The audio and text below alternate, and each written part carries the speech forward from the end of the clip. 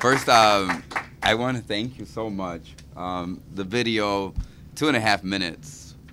What a lot of information. It was really wonderfully produced. The report, I read it. We get a lot of reports as members of Congress. What a wonderful report, how educational. And you know, it's almost like you said, I knew that, but you didn't have the, I don't know, the ammunition, right? And it's all there.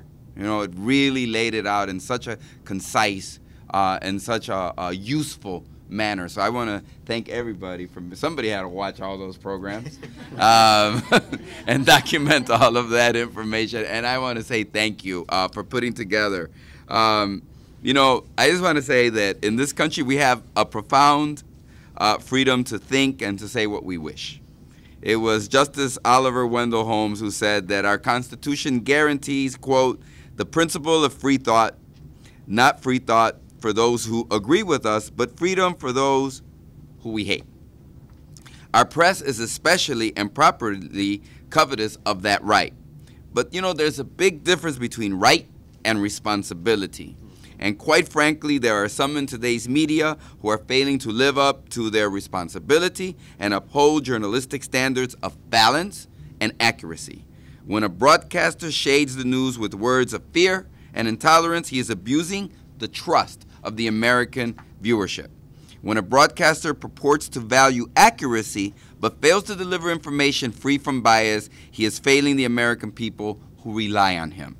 We rely on the news for more than fear-inspiring myths of immigrants coming to take away our jobs, the jobs of native-born Americans, drugs coming across our borders at the hands of illegal immigrants. We rely on news to give us balance in their stories like the immigrant soldier who saw our country in crisis after September 11 and came here to fight for the values of democracy we hold.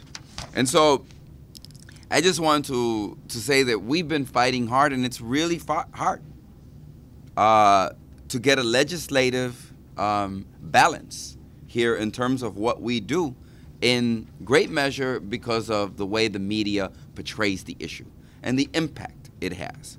I have been a guest on Lou Dobbs' show 8, 9, maybe about 10 times. I've been a guest. Saturday. I was on Saturday. Thank you. You were watching. I was watching. I've been a guest about 10 times. And I'm going to tell you something, and I've shared this with Mr. Dobbs. When I return to my office, I wish, and maybe the next time I appear on the program, I will invite the media to come to my office and to hear the phone calls that I receive after showing up on Lou Dobbs' calls. Go back to your country. Why are you supporting those criminals? And I kept saying, go back to Chicago. Chicago's not a separate country. I mean, if you would hear their voices, I mean, very angry, vitriolic voices filled with fear and with hatred of people who call my office each and every time I appear. That's the viewership. Those are the people. That's what they're inspiring in people. Based on what? On myths, as we know.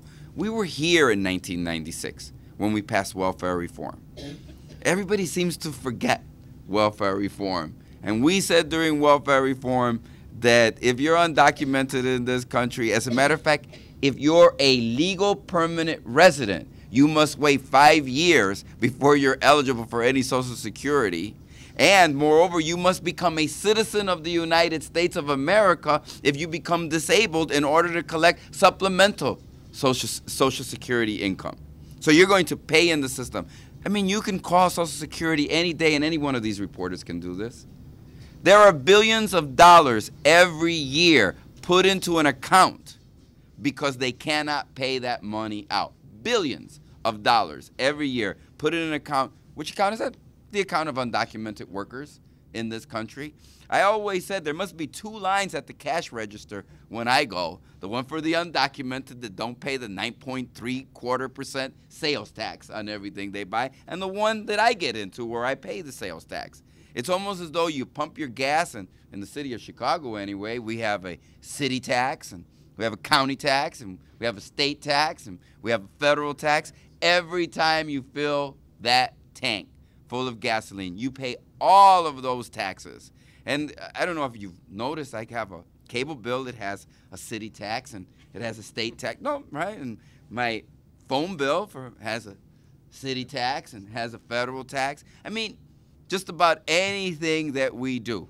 And moreover, while they do pay their percentage in terms of property taxes by paying rent, we find increasing numbers of undocumented and immigrants in general that pay what? They buy their homes, and they're paying real estate taxes. And to think that they don't pay federal income taxes, well, if the employer isn't sending the money, it's one more reason for comprehensive immigration reform, because I assure you it's getting deducted from their check. And so maybe. And so what we're really talking about here is, let's have some balance in this.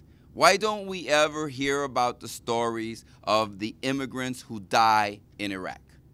About the young immigrant man who crossed the country, who crossed the border undocumented, lied as much as he could to get his legal permanent residency, changed his age, did become, and what was the first thing that young man did? Commit a crime? No, he joined the Marines.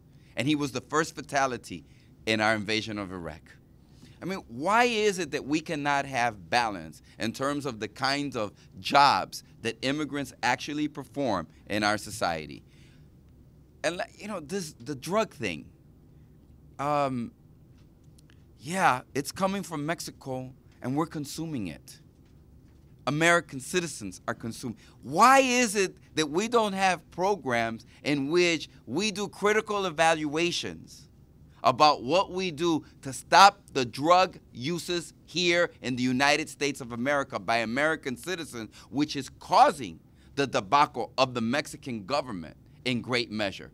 The moment we stop consuming it is the moment they'll stop delivering it.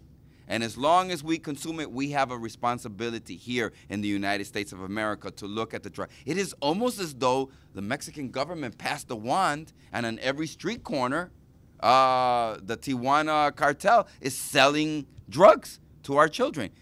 And then we'll get into who really consumes the most drugs, and it's really not in inner city populations, but out in the suburbs. And if you really want to know, just come to my neighborhood and see all of the plates from all of the suburban plates that come in, from all of suburbia that comes in on weekends to inner city neighborhoods. So those are the kinds of things that I think that we should have a debate and a discussion about. What is the road to having balance in this issue, and what is the responsibility of these gentlemen? And lastly, the superhighway. Think about it. And Glenn Beck says, and I'm the only one reporting it, because you're the only one stupid enough to report this. You're the only one moronic enough to report this. I mean, think about it. 4 football, you heard him, right? 4 football fields wide. It's 100 yards. Last time I checked, that's what you had to run to get a touchdown. It's 400 yards, ladies and gentlemen, coming across America, and not one of us has noticed it. There's not been a sighting of this superhighway.